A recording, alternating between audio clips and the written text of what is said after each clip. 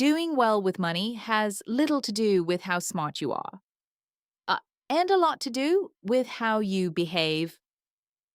That's a quote from one of the most powerful books I've ever read, The Psychology of Money by Morgan Housel. Let that sink in for a second. You don't need a finance degree, you don't need a six-figure salary, and you definitely don't need to watch the stock market every single day. What you need is to understand yourself. Here's the truth nobody tells you. Most people who earn a lot of money are still broke. And most people who look wealthy are one emergency away from disaster. Why? Because we were never taught how to think about money. We were taught math. We were taught economics. But nobody sat us down and said, hey, your emotions will betray you every single time the market drops. Morgan Housel makes one thing crystal clear. Financial success is not a hard science. It's a soft skill. And soft skills, they're driven by behavior, by mindset, by the stories you tell yourself about money. Here's something that will change how you judge people forever. Housel says, no one is crazy.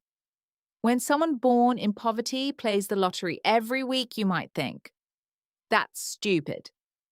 But to them, the lottery is the only financial vehicle that ever offered a life-changing return. That's not stupidity. That's a rational response to their experience. And when someone who grew up during the Great Depression hoards cash under their mattress instead of investing, that's not foolish either. That's their truth. We all make financial decisions based on our unique experience of the world. The person who grew up watching parents lose everything in 2008 sees risk completely differently than someone who only knew a bull market. Neither is wrong. They're just different. This one hit me hard. We spend so much time looking at wealth, the luxury car, the designer outfit, the first-class flights. But Housel says something radical. Wealth is what you don't see. The fancy car you admire? That person might be broke. Truly wealthy people don't show their wealth because spending money is how you lose it. Real wealth is the money not spent. It's the investment portfolio you never post about. It's the emergency fund sitting quietly in a savings account. It's saying no to the purchase that would impress others and saying yes to the future that only you can see. The most dangerous financial trap is trying to appear wealthy instead of actually becoming wealthy. Let me tell you about Warren Buffett. He is, without question, one of the greatest investors in history.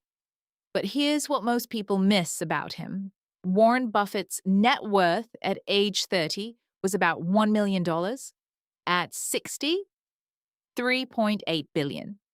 Today, over $100 billion. That means 97% of Warren Buffett's wealth came after his 60th birthday. This isn't a story about genius.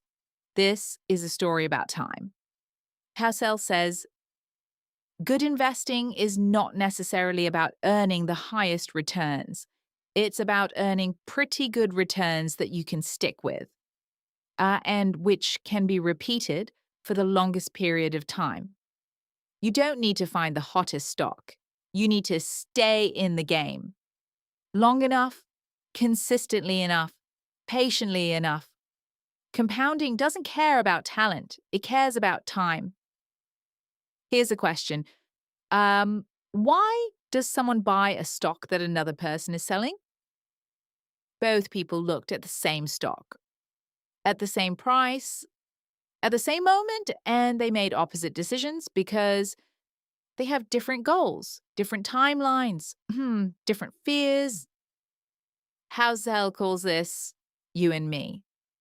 When someone on Twitter tells you a stock is going to the moon, remember, they might be a day trader. You might be saving for retirement in 30 years. Their advice is not for you. Stop taking financial advice from people playing a different game than you.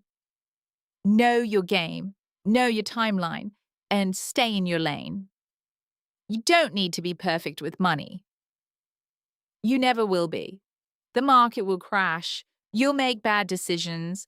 You'll buy something you shouldn't have and miss an opportunity you should have taken. That's not failure. That's being human. What matters is this: you keep going. You save a little more this month than last month. You invest even when the news is terrifying. You resist the urge to buy the thing just to impress someone who isn't even thinking about you. Financial freedom isn't built in a day. It's built in the quiet decisions no one sees, repeated for years, until one morning you wake up and realize you're free. Everything I just shared with you comes from one of the most important books I've ever read, The Psychology of Money by Morgan Housel. This isn't a get-rich-quick book. It's not full of stock tips or crypto predictions. It's a book about you, about your fears, your biases, your blind spots, and how to master them so money works for you instead of against you. Like, share, and subscribe, because next week we're diving into another chapter that will completely rewire how you think about risk. See you then.